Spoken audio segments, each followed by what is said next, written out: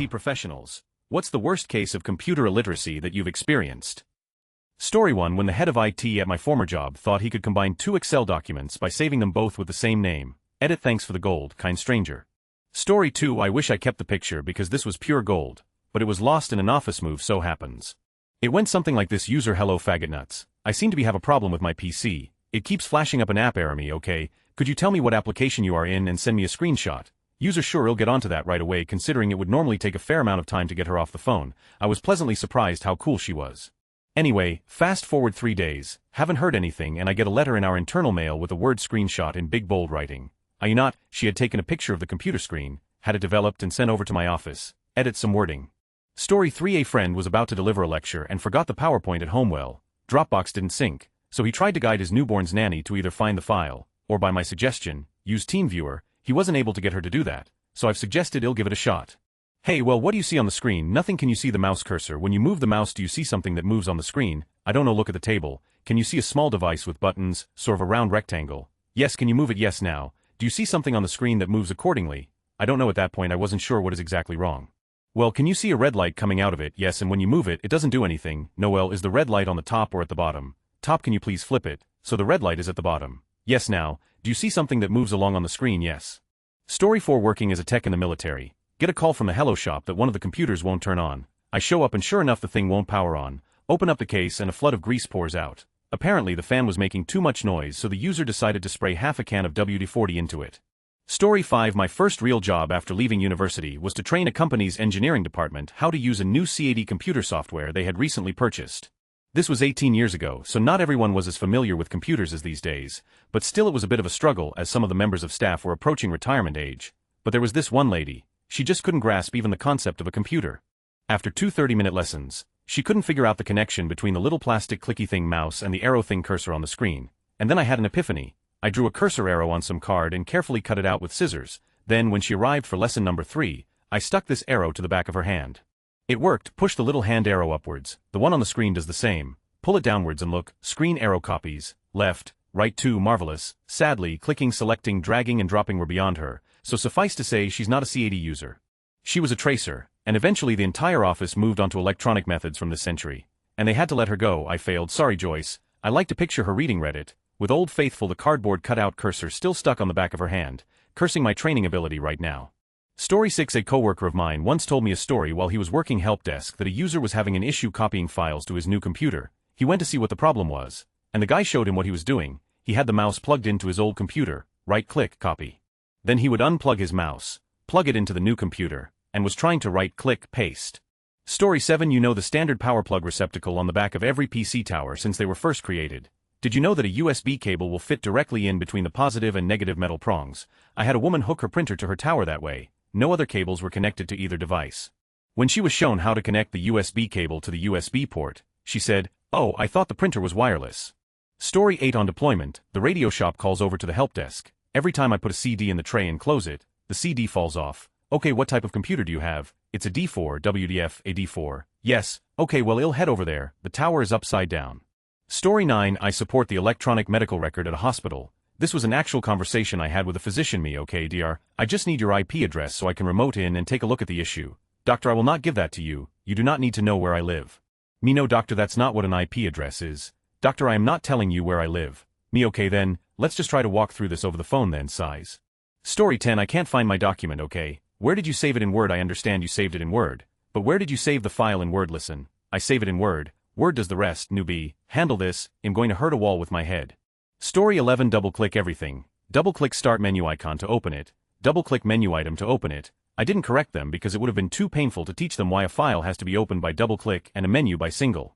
Story 12. One more story. This one gets extra infuriating bonus points for being over the phone. User is generating an error over the course of trying to do their daily work. They are unable to explain this error, so my plan is to observe them via desktop share and capture a screenshot of the message they get. Very, very standard in my company. I phone him up. You may think I'm exaggerating what happened next, but people actually are this bad. Hello, this is Dalsegno from XYZ. I'll be working with you to clear up this issue. I've sent you a message. You should see it popping up on your desktop. I'd like you to share your desktop with me. How do I do that? Fair question. No alarm bells yet. On the top left corner of the message I sent, there's an icon of a hand holding a monitor. Just click that, then choose Share Desktop. Long silence. Did you find it? No. Okay, there are 2 icons on the top left corner. This is the one of a hand and a rectangle. Silence, long silence. I cringe internally, then finally the invite pops up. Phew, okay, I've got the desktop, okay. I'd like you to open the screen capture program. It's located in your start menu, all programs, under accessories, and is called snipping tool. I watched the mouse circle the screen vaguely for a while. Please click the start button, vague mouse circling. It's the flag in a circle at the lower left corner of your screen, more mouse circling heading in the right direction, and he hovers over it. Is that it? Yes, that's the start button. Please click it, then click all programs once the menu pops up. A pause, the start menu pops up, user waits for a moment, then closes out the menu. Please click the start button again, and then all programs in the menu that pops up, pause again, then click menu flashes up, the cursor resumes its vague circling. Do you see all programs towards the bottom of the menu? Click that, 7-zip, no all programs, I see 7-zip. I'm watching your screen right now, do you see all programs just above the start button? Oh yeah, clicks it, phew, another step done, okay, now scroll down to the accessories folder and click that, menu closes out, sir, I didn't see it, are they in alphabetical order? I see 7-zip, can you reopen the menu? How? Okay. Alright, I have another idea. I'm going to take control of your desktop for a bit. On the very top center of your screen, please click where it says your name, a menu will pop up, just choose my name from the list and I can handle it from there, vague mouse circling. Here we go again, it's a bar at the top center of your screen. I don't see it, bar with your name, top center, starting to get annoyed now, I don't see it, there's like a border, what? Okay, I'm watching your cursor now, please follow my instructions, move the cursor up, okay, a little left, up, right to the top of the screen, okay, now move it left, wait, a little bit more right, okay, stop, that's it. Now click yes, I'm playing hot and cold with this guy. Oh, it says my name. Kill me, okay, great. Please click it, and then choose my name, vague mouse circling resumes. I'm about ready to eat the phone in a fit of rage. Then finally, blessedly, he manages to execute the series of 2 clicks. I grab my mouse and rush through the process of getting a screenshot. Bing bang boom, 30 seconds and it's all over. Thanks, I'll review this and let you know what I come up with. Thank you for your time. End the session, torture over. Oh, while you're in there, can you click one more thing for me? What, but I was free, click. One more thing. Yeah, I don't know how to close the screenshot. Should be able to close it the same way as any other program. Yeah, can you do it? TLDR, user needs a map of own desktop. A friend called me to find out why her printer was printing really faded documents. I explained that it was probably just out of ink. She said, yeah, I got the pop-up and bought more ink. It still doesn't work. I asked if she checked the cartridge and she had no idea what I was talking about. She thought ink would download through the internet to her printer. She's a nurse now. Story 13.3 that come to mind immediately. USB keyboard plugged into USB port on the said keyboard. 3. 5 floppy inserted into CD drawer, mouse literally pressed against the monitor when asked to hover over an icon. Story 14 I am an IT professional now, but this happened back at university, so it was the very first lab session, on the very first year of computer science at a prestigious university in the UK. The lab was very simple, more of an introduction to the uni systems. You had to do the following: 1. Find some text on an intranet site. 2. Copy the text into a notepad file. 3. Use the terminal program to log onto the department Unix server. 4. Put the file onto your Unix file share. Nice and easy, huh? I completed it in about 5 minutes, because, I've seen computers before. However, the poor chap next to me was not so fortunate. After wrestling with Netscape for about 15 minutes, he found the information required. He then pulled out a large paper notepad, and copied, word for word, the entire 6-paragraph text. He then closed Netscape back to desktop, opened Notepad, and then typed everything back in from his notes. Saved, closed, and then tried to follow the explicit written instructions on how to log on and put the file. After 20 minutes of this, I broke down and helped him with that bit. Stunned, though I don't recall seeing him in the CS classes after the first year. TLDR first year comp. Sai has no idea about copy-paste. Doesn't bode well. Story 15 I was a IT support professional, but am now working in a hotel as a change of pace. I had a guest call down and talk to me. My internet won't connect. Okay. Connect to Wi-Fi name and then start your browser of choice. Then browse the page and the site will take you to a splash page where you will enter your last name and room number. Silence, what do you mean a web browser? Story 16 this lady wasn't able to remotely access her computer. She had done it without issue the night before, and she was entering all the information correctly into the client, so I was confused about what might be going wrong. On a hunch, I asked her, is the remote computer turned on? She replies, oh no, it's unplugged and sitting in the hallway. Why? To which I had to say something like, you have to turn on the computer before you can use it. Story 17 kind of sad but with a happy ending. It was October 2014 and I told the maintenance guy for my office to Google a part number for an AC unit. Our maintenance guy is one of the most mechanically inclined people I have ever met, somewhere between Tony Stark and MacGyver as far being able to jerry-rig machines until the new parts come in. But when I said Google, he got this panicked look on his face. How do you do that? I didn't know what to say to him, so I took him over to the PC and said just click on the Chrome browser icon. Which one is that? I pointed out for him and he looks at the keyboard and mouse. He puts his hand on the mouse using his pinky and ring finger to control the mouse buttons. Okay, cool, everyone uses the mouse differently. It took him almost a minute to figure out that the cursor was in the top right corner. He then began to drag it towards the Chrome icon. He let the cursor hover over it for about 10 seconds and then clicked once. Nothing happened, Deepwater Mako. So at this point I ask him, have you never used a computer maintenance guy? He hung his head in shame. Literally, his head dropped in shame. Hey maintenance guy, it's fine, let me show you. Double-click it, I say, again, dumbfounded look. So I put my hand on his hand like some real Patrick Swayze ghost pottery making action, and show him the double-click. It worked. He basically had the same reaction as when he was able to make the heat press work by using a paperclip to fix one of the sensors. After about 5 more minutes of babying him, he had the part number in the search bar and hit enter. Google did its magic, and his eyes went wide with wonder. You mean if I have a part number I can type it in here and Google will find prices for me, he asks. Well yeah, I mean sometimes you have to be creative with how you type in what you're searching for, but basically that's what Google is for. I could see the wheels turning, the eyes glazing over while plans concocted in the back of his head. I had awoken a monster. Now anytime I run into him he's telling me about how he found this or that part but won't buy it from such and such a site because it's Chinese and will break before it's installed. TLDR, extremely gifted maintenance man has never used a computer. I teach him how to Google for machine parts using a trick I learned from Patrick Swayze. Edit, I have gold for the first time ever. Thank you, edit words. Story 18, I was to train local government employees on a specific software for 3 days. Prior to the training, I asked for computer literate participants. Well, what I got were old people who weren't computer literate much. Don't forget to save your projects. Excuse me sir, how do I save my project? Goddammit. Saving is universal, click project then save. Sir, where do I save it? You can save it anywhere, just save it on your desktop. Later on, sir, I can't find my files. Story 19, this is kind of like graphic design mixed with Tales from tech support, but I'll give it a go. I am a motion graphic designer video editor for a corporation. This basically means I am the youngish person in the office surrounded by a lot of corporate drones who somehow work in Microsoft Excel 8 hours a day, but don't know when to double-click or single-click to save their lives.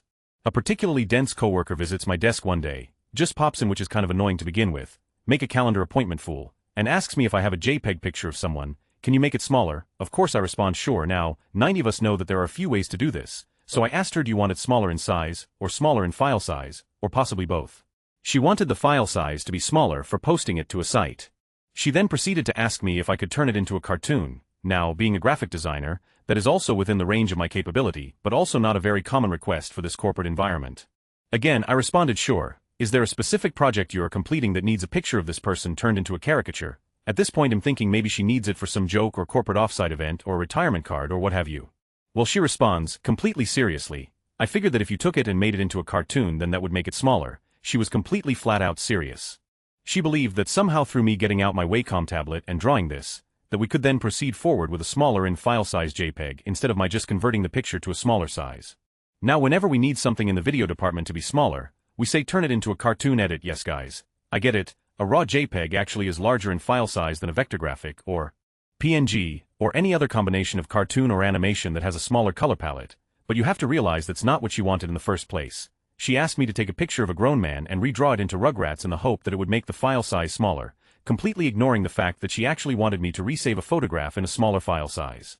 Story 20, when I was an intern in a hospital we would handle the computers for all the medical staff. There was one call that stuck with me. This doctor call in the department and submit a ticket. My computer vibrate every 2 minutes. Precisely, the guy doesn't have a laptop. He's saying his desktop PC is vibrating every 2 minutes.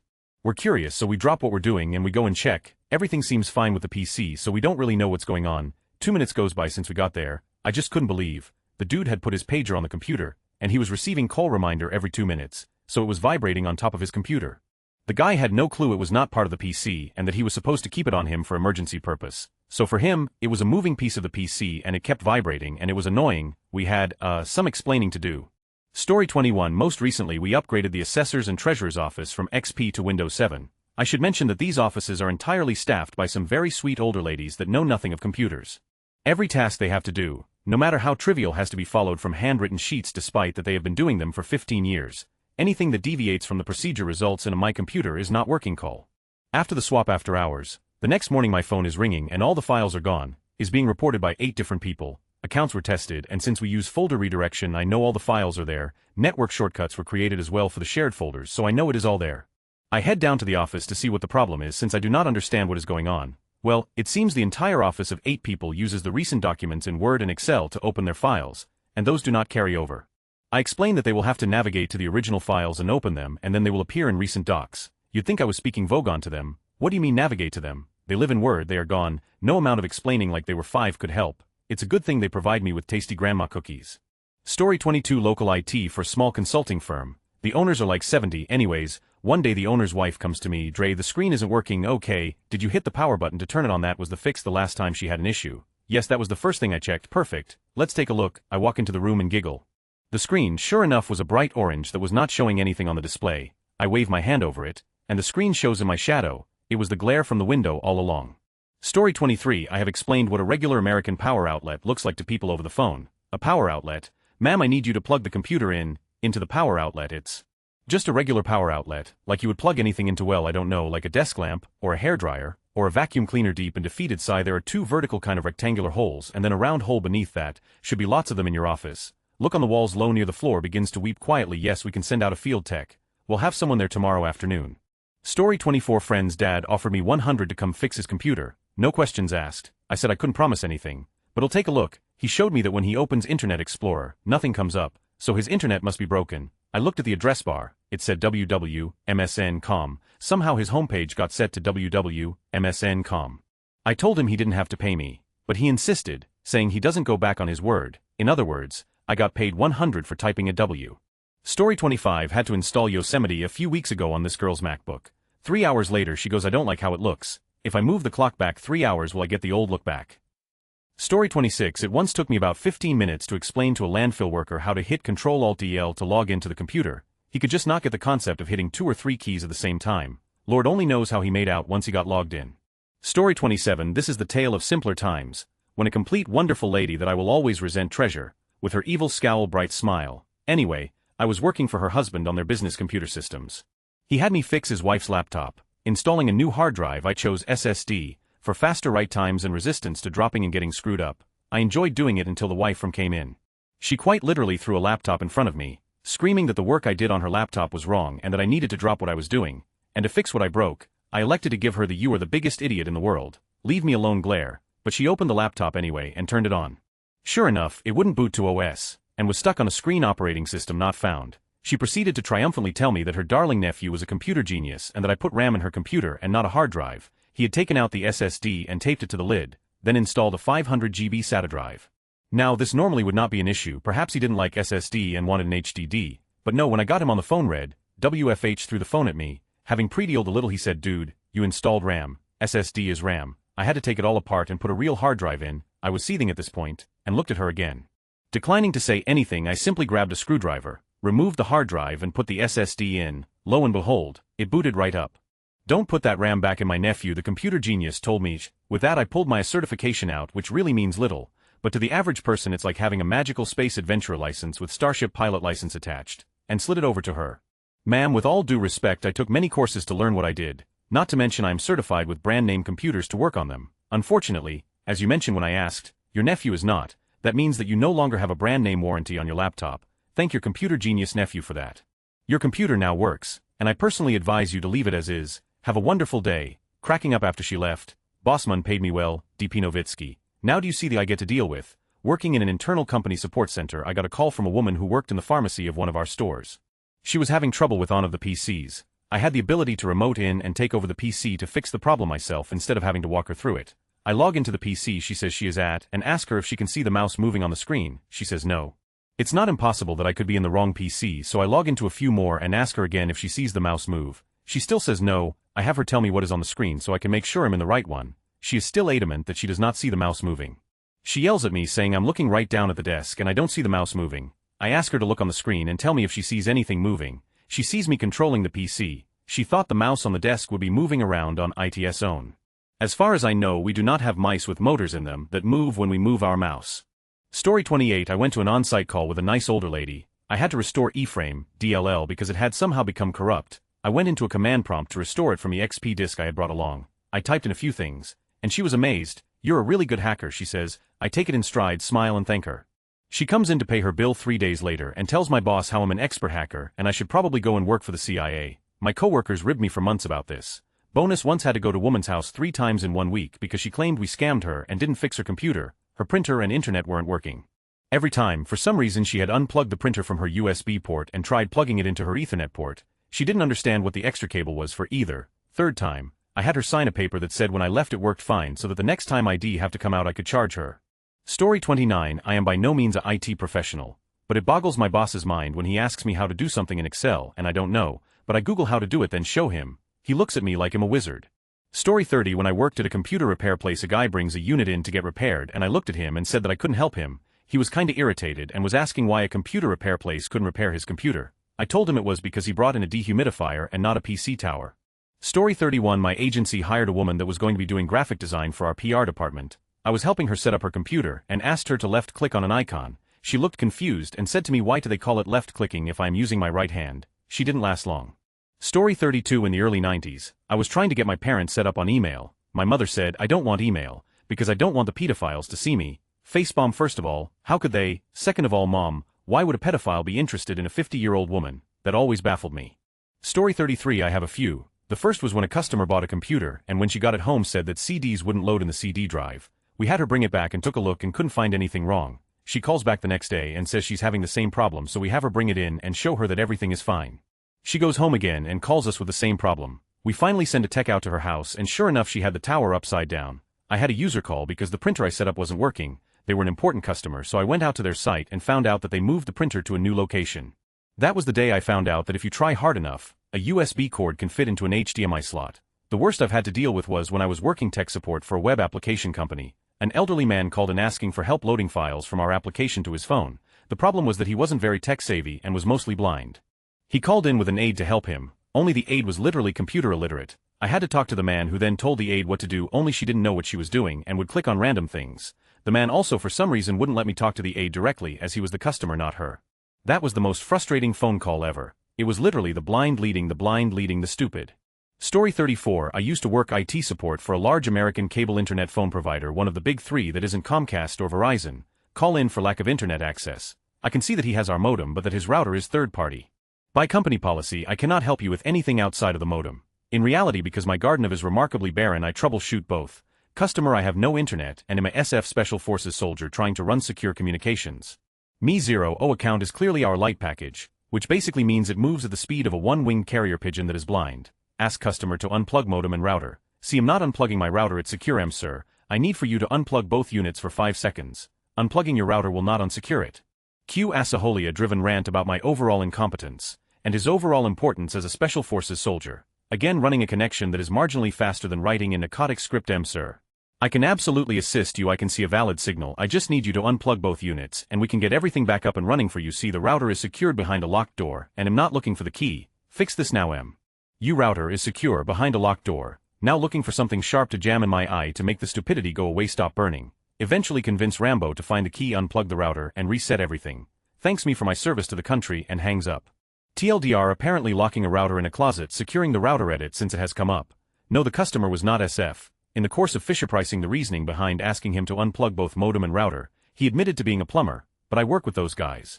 Also please note that I was part of Company XS Tier 3 team. Basically I was a dumping ground for the sad Barbie lady, functionally insane dude who believed both Hillary Clinton and Barack Obama and Oprah were watching him from his our cable box. The clueless lady who thought power was misspelled on her TV. And the facepalm. This I quit lady has children removed by CPS. Her parents ratted her out. So she disconnected their cable, which was in her name calls that everyone else refused to deal with. Obligatory sorry for the length, sorry Canadian. Story 35 Last Sunday, I was relaxing after dinner with my parents-in-law. The mother was complaining about the time it took to read her mails and do other stuff on her PC. It took her 30 minutes to boot, and another 15 minutes, not exaggerated, to get to her Outlook. They just got used to it. They fired it up, got a coffee, read the newspaper. When it was booted, they clicked the Chrome icon. They used Chrome because IE stopped working for whatever reason, and went to do something else, watch TV or something. Then eventually they got to check some mails. I couldn't believe it, till I fired the beast up. 8 years old, Windows XP, never had a clean-up checkup or any maintenance whatsoever. It literally took me 45 minutes to download CCleaner. In the meantime, I was checking the running services on this thing via msconfig, to see for myself if there was any relief in this misery. Here I discovered a bucket load full of services, which I all disabled off course. Then I decided to run a standard scan on CCleaner, which almost crashed the PC. While this was running, I just got away from the thing for like 20 minutes. Because it took so long. When I checked up on it, the screensaver was doing its thing, and even going from the screensaver to the desktop took more than a full minute. I just did a quick scan to check for malware, but then I decided to give up on this. With 500 MB of RAM, this was going nowhere, literally nowhere.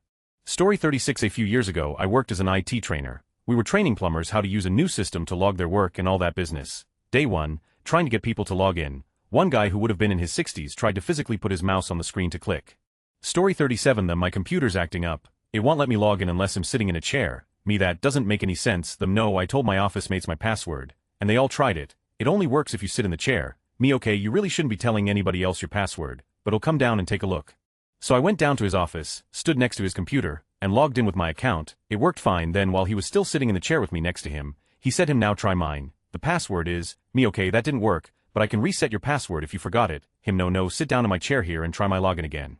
Me, okay, but I don't see how that will. Son of a, he was right, his login worked if you were sitting down. I spent about 15 minutes swearing and reproducing and giggling insanely, but then I told myself I know this thing can't tell when I'm in a chair.